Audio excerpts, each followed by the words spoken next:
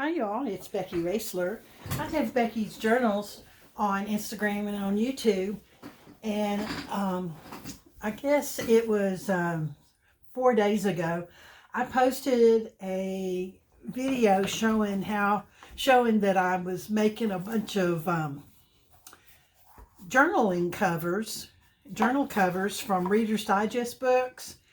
And I got so many questions. I just showed a picture of 4 of these new journaling covers that I had made, and I got so many questions about how I make it. I thought I would stop by today and give you a real quick, step-by-step, very detailed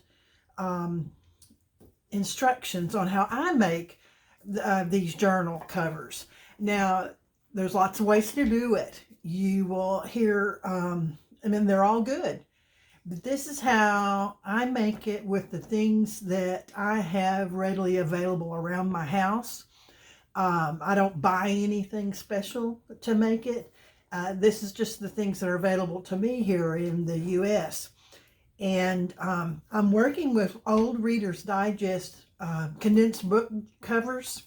And if you're not familiar with those, they look like this.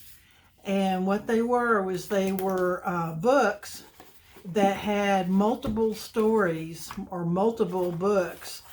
In this case, it's got 5 books condensed down to shorter versions of these books, all in one book.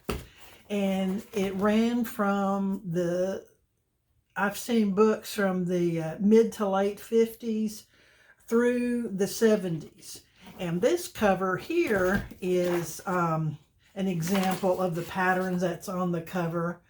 And this one is from 1972 or 71, it looks like. 1971. That's what they look like, and this is one of the books, and it's the original cover, and it's got this spine on it. This is one of the original covers that I have recovered the spine with. I've reinforced the inside of the spine, and then I covered the outside and the inside of the spine with fabric. And I'm going to show you step by step how I do it. First thing you need to do is find an old book that is the size you want. You can use any book, but you want to make sure that the cover is in fairly good condition without any splits or cracks right here down this fold where the book opens and closes. They tend to crack because we're reusing the cover, and we're going to reuse, in this method, we're going to reuse the spine. The original spine is up underneath there. And I just used it as part of the book construction. Now you can, and I do have some old books that I do have to remove the spine and replace it and expand the spine. But this particular journal making method is I'm reusing the original spine because it's still attached firmly right there. On this one, since I don't like the looks of the original spine covering, I'm going to be making it like this with the fabric going all the way around. But you also can make it this way by saving the outside of the spine so it shows. And I'll show you how I do that. It's really super simple. Okay, so find the book that you want. That's the first step. And carefully remove the book block, and this part right here that's inside there is called the book block. That right there, that's the book block. And if you open it up like that, you can see there's the spine is kind of flexible, and there's a space right there that you could actually put your finger to. And here is a piece of paper is all that's really holding it onto. It's not attached to the back of the spine. And then all you do is holding it open. Just run with a utility knife or a craft knife. This is an X-Acto knife.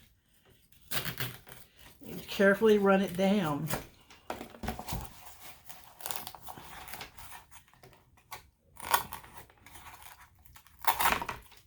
The center of that spine, and then you've got the book block to take it out. Now you're going to save the book block because you're going to reuse the if there's any illustrations in the old book, you might find some in there that you want to reuse.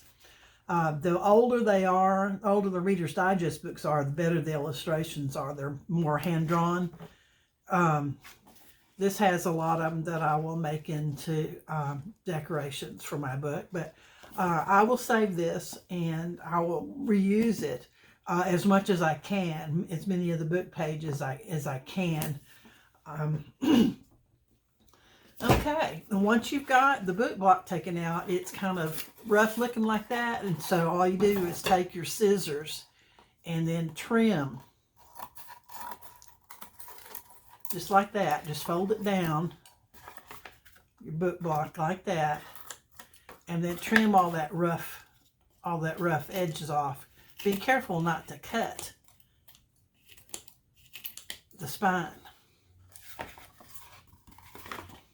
Okay, and you do the same thing here. Just trim that down. And it may take you a while. Now this, for me to reuse one of these books and do it with the with the spine covered,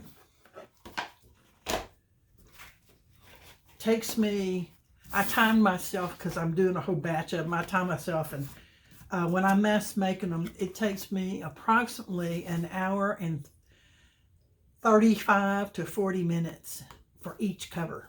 So this is a real shortened version. This is what it looks like when it's trimmed down all nice and neat.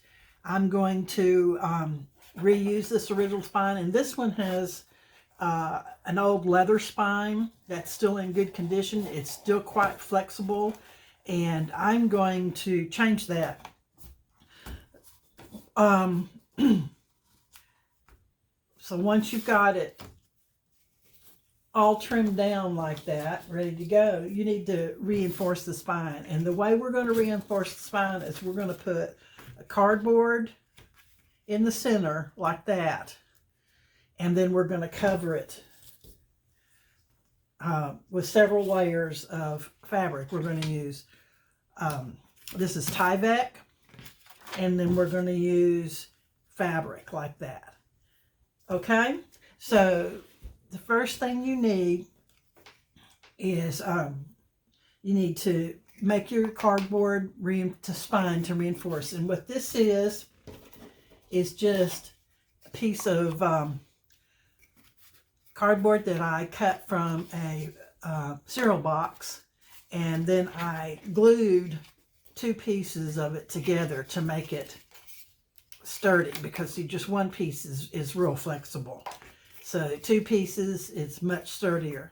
And then what I'm going to do is I'm going to glue this down, leaving some space at the top, about an 1/8 of an inch space at the top, at the bottom down here, and in between each side, about an 1/8 of an inch. I don't ever measure it. I just want to make sure that there's plenty of room for this spine to open and close. And I don't want to have this part up very high, because since I'm only covering the inside on this book, it'll show if I don't.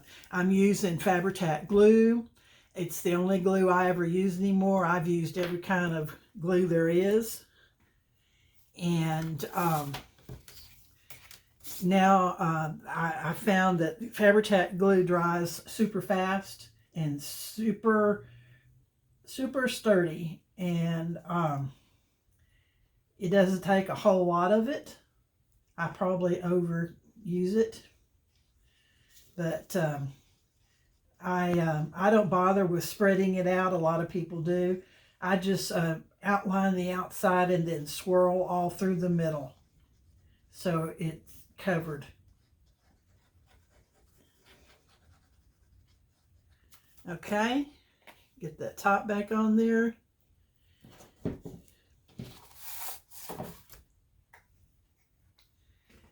and then just lay it down in there, lining it up with the top of this end paper and the bottom there so it's straight.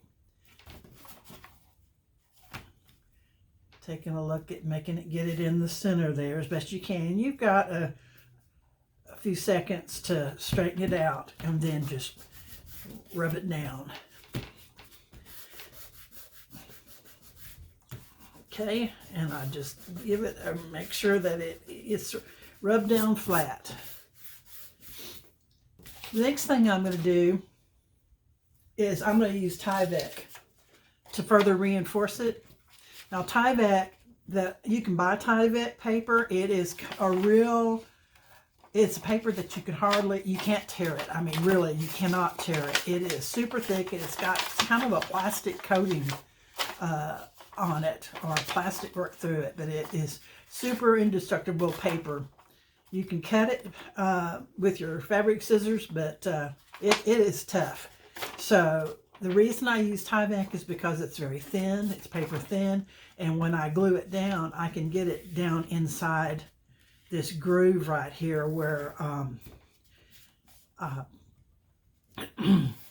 where the fold of the book edges is. I can get it down in there and really work it down in there good. And the Tyvec that I'm using is from old Priority Mail envelopes. Not all Priority Mail envelopes are in the U.S. are Tyvec paper. Some of them are plastic, just, you know, stretchy plastic, and which is pretty sturdy, and you probably could use that too if you wanted to. But it's just I happen to have a Priority Mail envelope that was the right Tyvec paper. You can buy Tyvec. You can also use, instead of Tyvec, you can use book cloth, and you can make your own book cloth, which is a paper back. It's got a fabric with a paper back to it, like this. It's glued together. But I don't do that. This is the way I do it because it's easiest for me with what I have. And what I do is I put glue, a bead of glue down inside that groove, because I want this paper to be inside that groove and reinforce the corners, the edges, the fold part. I have measured this about 1 inch, so it'll fit about 1 inch on either side of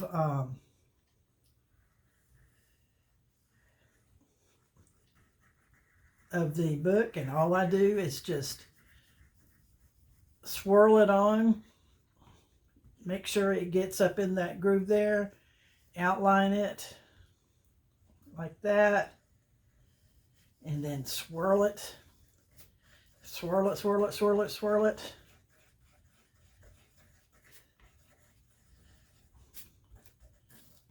And then take it out here. It's going to come out to right about where that outside brown part is on the cover.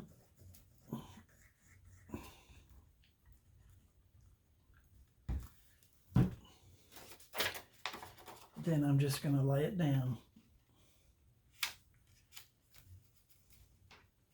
Just center it in there. Okay, then rub down the center. Get it all in there. Rub down that, right that. Put your top back on your glue real quick. And then you gotta grab your bone folder. This is a bone folder if you've never used one. Get them on Amazon, or sometimes they come, you can buy these little kits that are bookbinding kits that come with a needle and wax thread and a bone folder, or you can buy just the bone folder. I got some excess glue on the cover, inside the cover, but I'm not going to worry about that because my fabric layer is going to cover it up.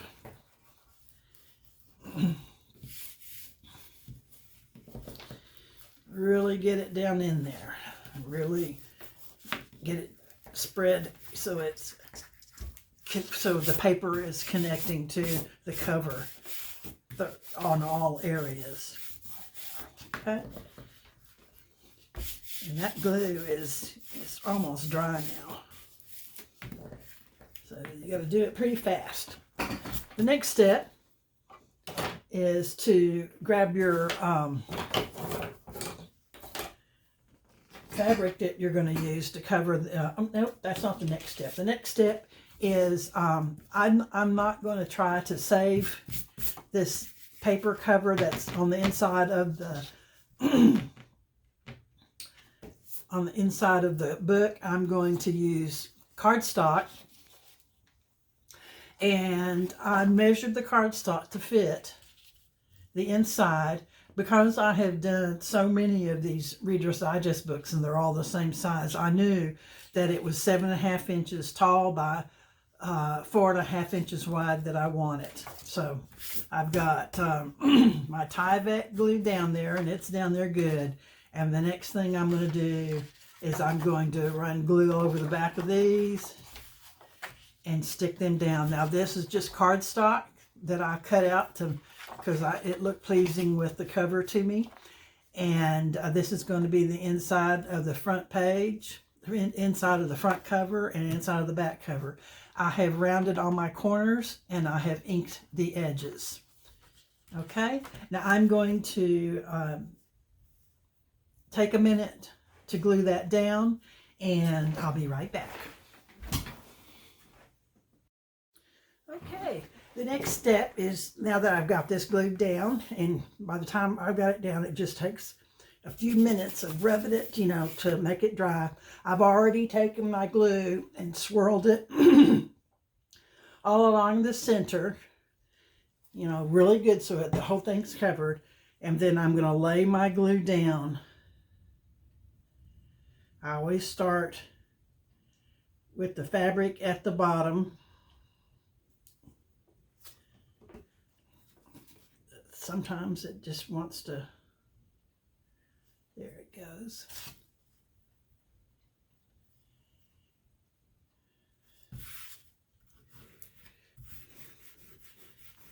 And I've got extra glue. And then I lay it down.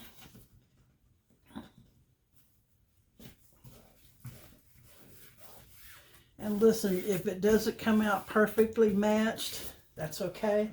This is handmade, and you're not a machine. Things do not have to be perfect. You're making this for pleasure. And I've been doing this a lot, and I still mismeasure things or do things upside down. There's just any number. So you want to really rub that into that groove, so you reinforce that spine. Okay.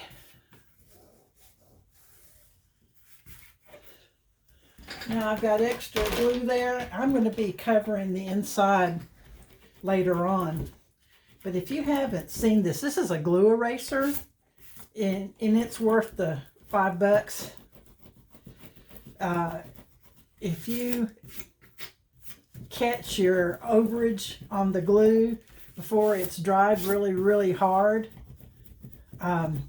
you can get it off there. It'll come right off with this glue eraser.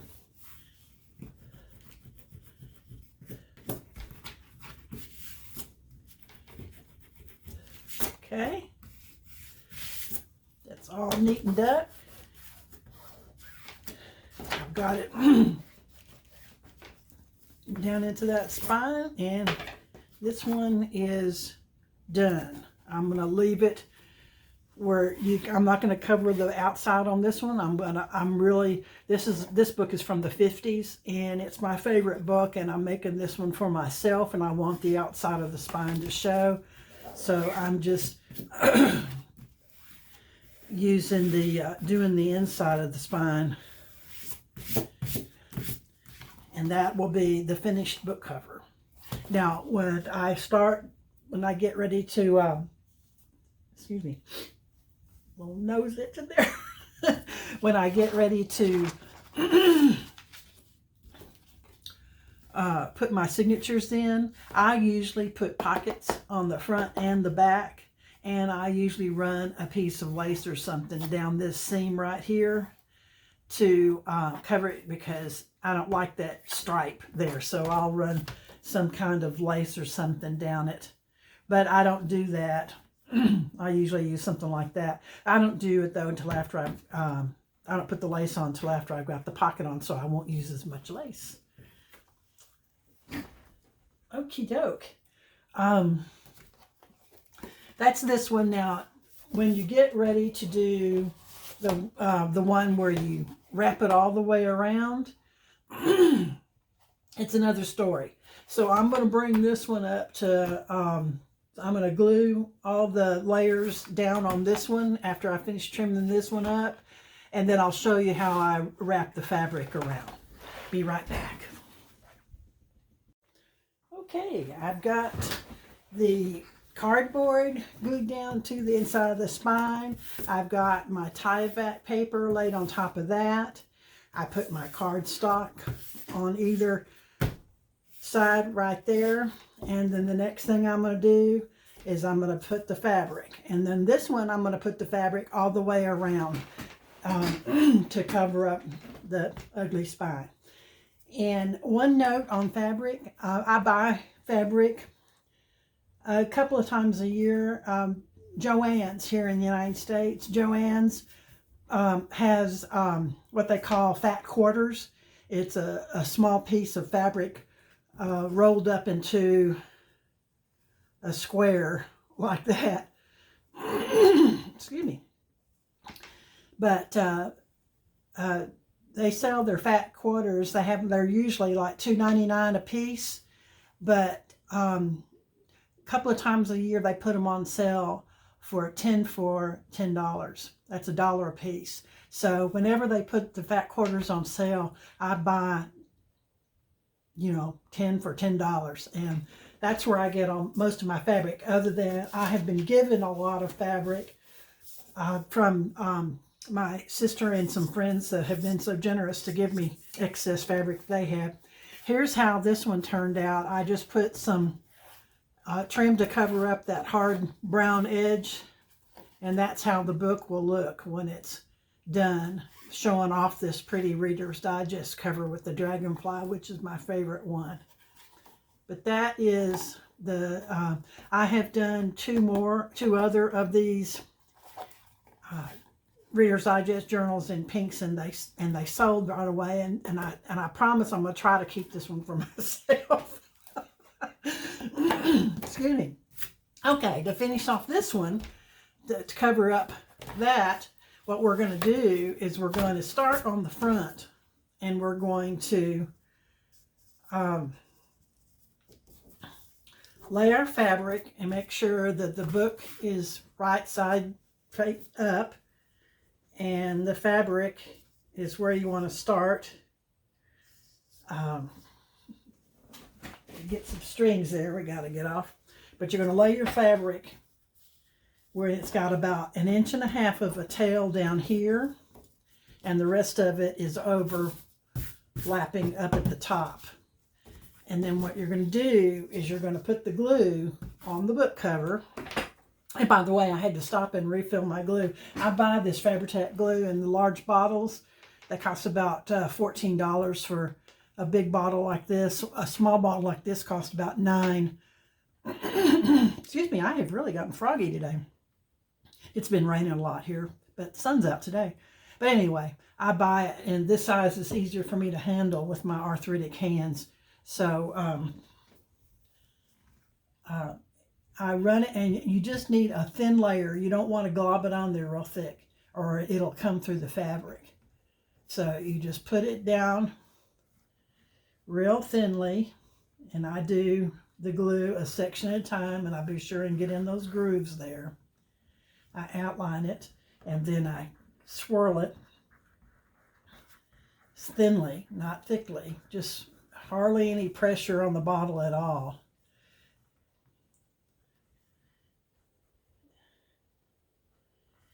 Don't want to grip the bottle too tight.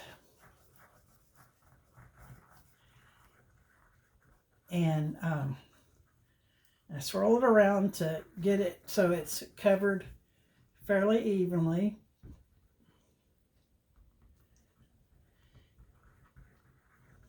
Like that.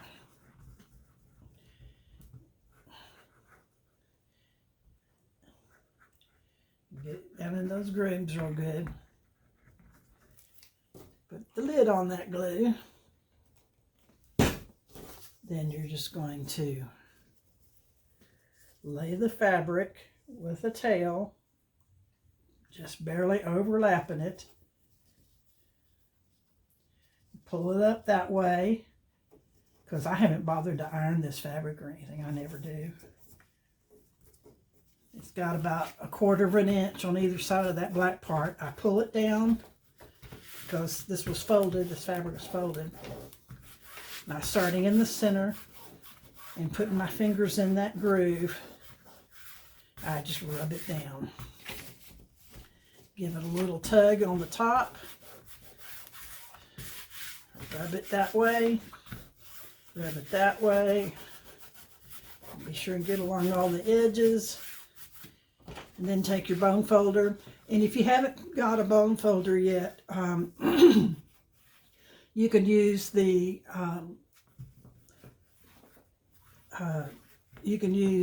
back side of a table knife, but it really is too sharp. This is just a hard plastic. It's not bone.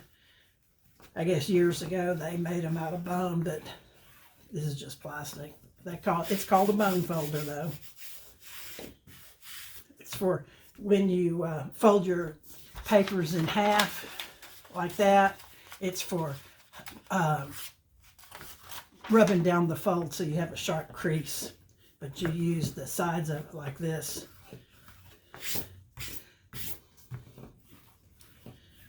For getting that fabric in there real good. And it's on there now. And if you lift it up a little bit and you see it a little bit like this edge right here didn't get down there all the way, I'll just run a little bit of glue after the fact right down there to flatten it down. Same thing on this side. Didn't take much, just a little, and it's on there. Okay, so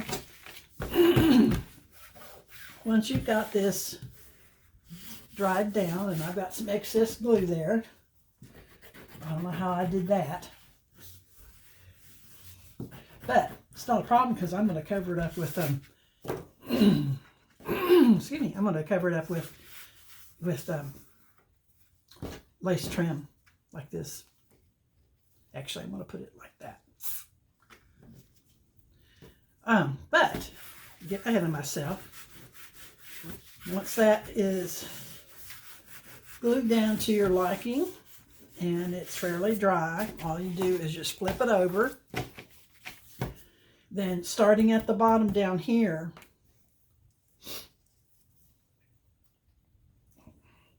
put some glue on your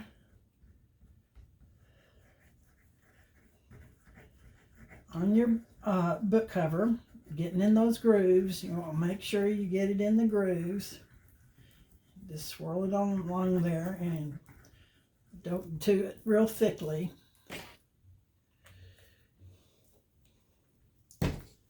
And pull this up.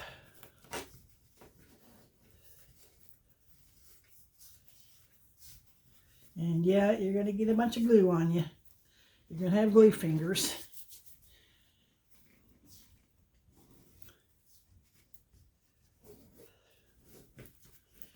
Starting at the bottom, just push it up tight. Run your finger in that groove right there. Get your bone folder, run your bone folder in there. And one thing about these plastic bone folders, you're going to get glue and what have you on them, and it just comes right off this plastic.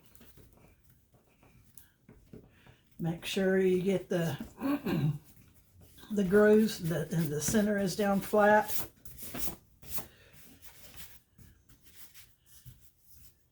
Make sure the edges are down completely.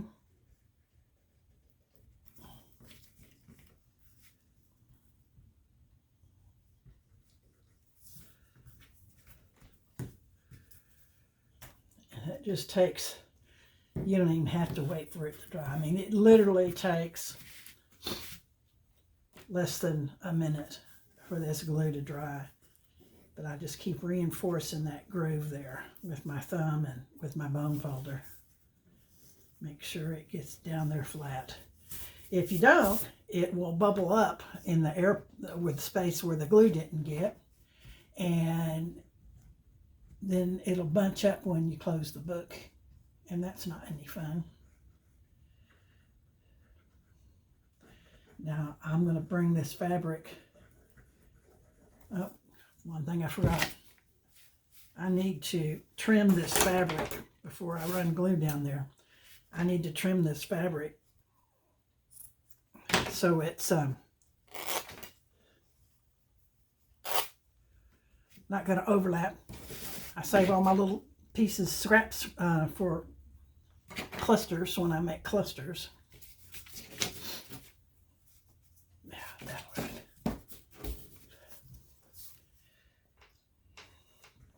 Now, where was I on the glue applying?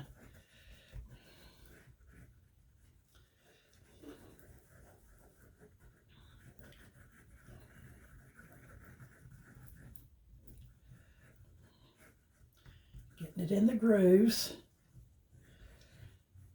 I use a ton of this glue. Yeah, it is fairly expensive as far as glues go, but it works. It works fast. It dries fast. It's never given me a problem. I don't have to weigh things down to get them to stick. I just rub it with my hands and be done with it.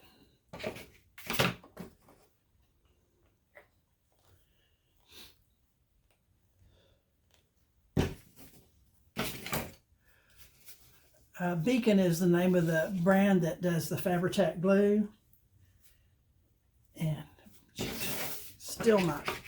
still too long. I gotta hurry because my glue's gonna dry.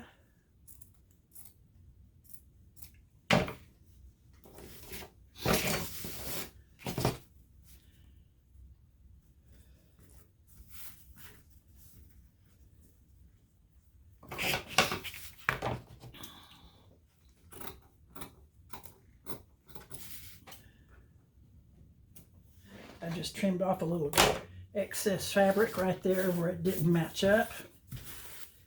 Starting at the top, I'm pulling it down. Pulling it.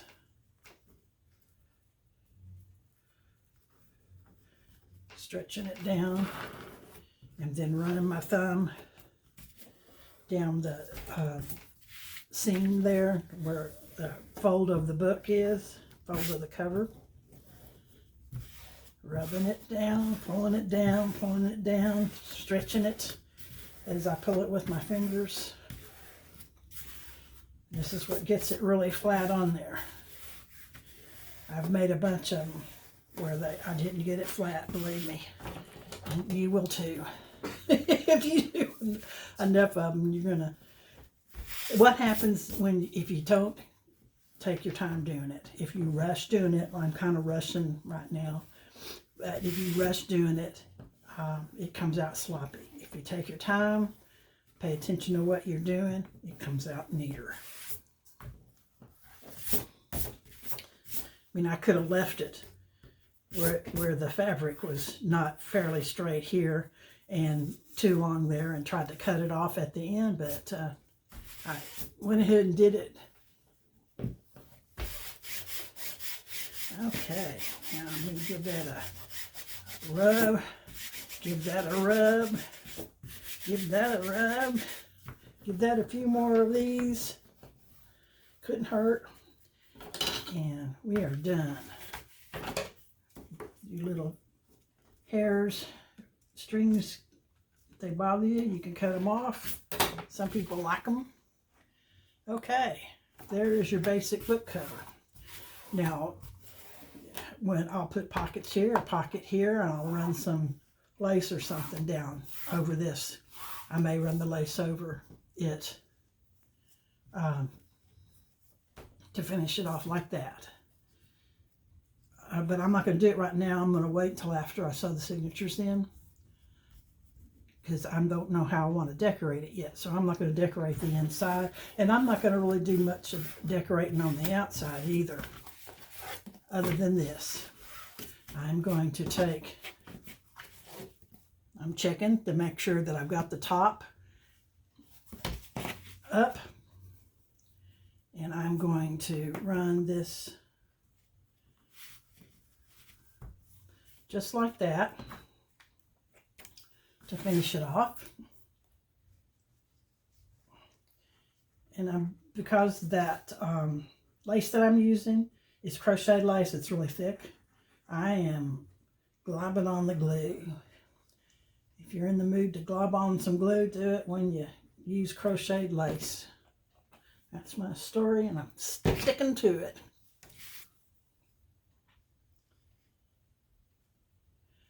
Well, there's lots of ways to do this. You can wait to decorate the front cover any way you want. Since these Reader's Digest books have such colorful covers, and the whole idea for me is to accentuate the covers, to make them the patterns on the covers look their best. And I always choose fabric over here that sort of complements the pattern on the original cover. Okay, that lace is down there. Then I'm going to trim off the excess.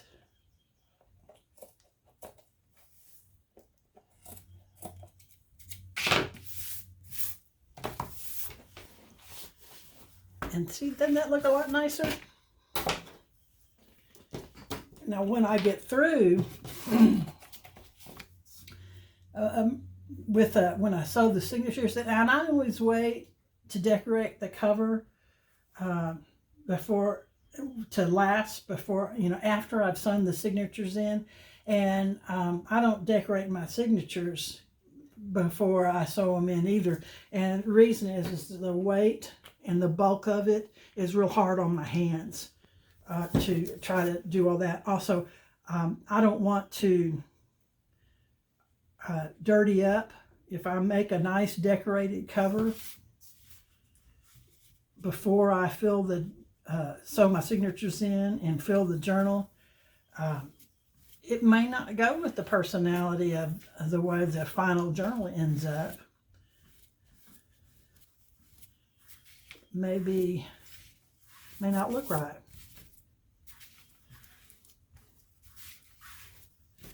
Okay.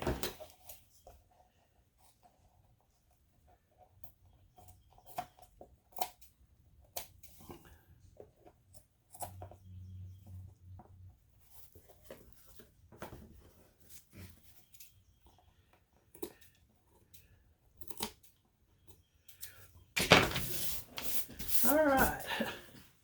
Now I am done with the journal cover. It's been made. My seam is at the bottom. This is always going to be the top of this cover.